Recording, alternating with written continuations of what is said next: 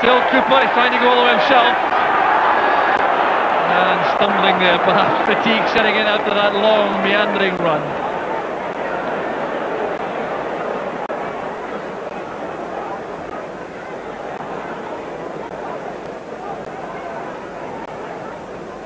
Thank you again. There's been lots of good play in this match from both sides. Thoroughly entertaining. Here's more from Ayr. Duncan George! Oh, what a good save that was from Billy Thompson. Well, another excellent attack from Ayr. George Burley will be taking tremendous encouragement from the second half performance. Agnew playing it on. There's the head flick down from Graham. That's when he's so dangerous. Bryce setting it up here for George. He got away from his man. That's a good save. Burley now to Kennedy. There's a great chance again. And once again it's Duncan George who's out of luck, but what a fine second half performance this has been from Ayr. Well, they were entitled to throw in the towel at half time. They didn't do that. They came on, and here's Duncan George, a very good shooting chance. The final whistle goes. Motherwell are safely through to the fourth round of the Scottish Cup, where they'll face Rangers. But Ali Graham scored a goal in the second half for Ayr United, which their performance in that period thoroughly merited. It really was a transformation on the part of Ayr after the interval. They were well drubbed in the first half with a superb Motherwell performance, producing 4 good goals.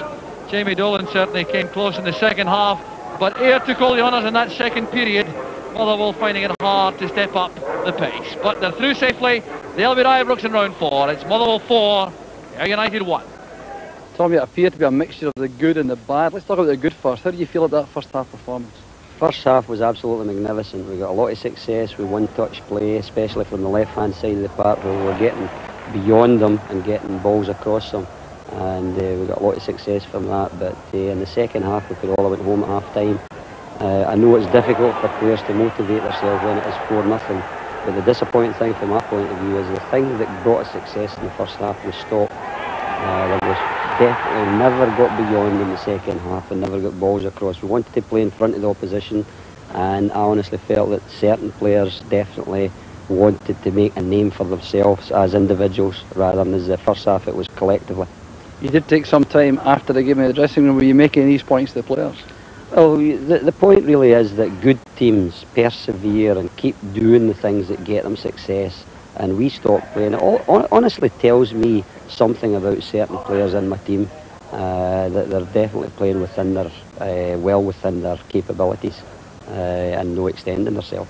It's a remarkable thing that we're talking here after a 4-1 cup victory. A manager who's not entirely happy with his team. Is that the case? Well, I would have settled for 4-1 at any time, but what annoys me is really that within a half an hour I think we get 4 goals, and then in the second half we just don't play. I think the only time we got beyond was the time that the boy Arnott hit the post, but we just stopped doing the things that brought us success, and good teams persevere and keep doing things that get them success. So you've made the point for the players for Saturday?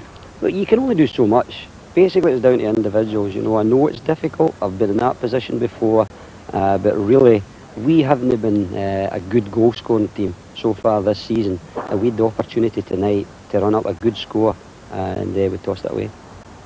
Tommy, well done nevertheless. Thanks.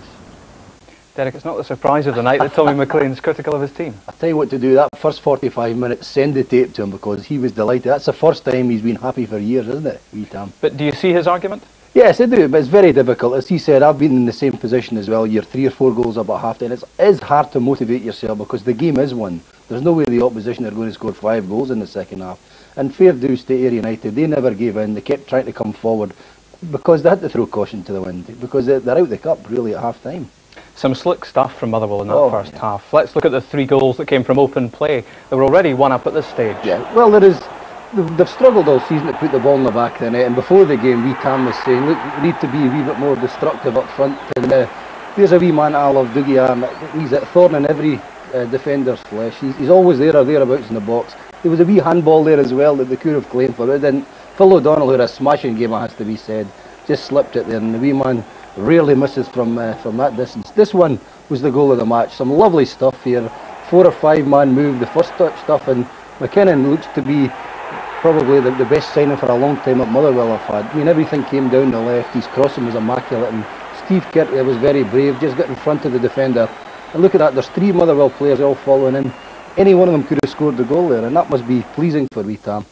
Another good move coming through, a lovely little flick. Steve Kirk, probably the best game he's had for Motherwell for a few seasons as well. Once again, there's this man McKinnon, 3 men around him, that's how dangerous he was tonight.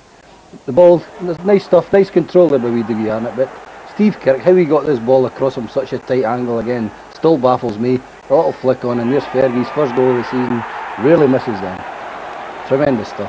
I guess Rangers were having thoughts about their next round match at that stage. Well, there's no doubt that Walter Smith and Archie Knox would be there, because that was the great incentive for the 2 teams tonight. That's what they were looking for, the old ticket crowd at Ibrox, a few quid in their pockets, and it was a good game. Ayr must have been really disappointed with that first half showing. They caved in to a certain extent, but they really bounced back in the second half. They did, but you know, you've got to give all credit to Motherwell. They played superb first. I mean, it's not often wee Tam was delighted with his team's performance, as he said, but they really did play well and didn't allow Ayr to play. But in the second half, Ayr threw caution to the wind. They had to. And the big fella, Ali Graham there, you know, he's 6'2", 6'3", always a threat because of his height, and that's a smashing goal. They could have stolen another couple of goals there, United, because Motherwell did take the foot off the gas, there's no doubt about that. Ayr just threw men forward, they had to salvage something, and they did create a couple of good chances there. Billy Thompson had to be lively. Here's another one that just broke, good ball into the box, 3 men there. There he is, young George here, just didn't connect quite well with it, but by that time they were out the cup, there's only a few minutes to go. Can the holders have a shock for Rangers at Ibrox? Well,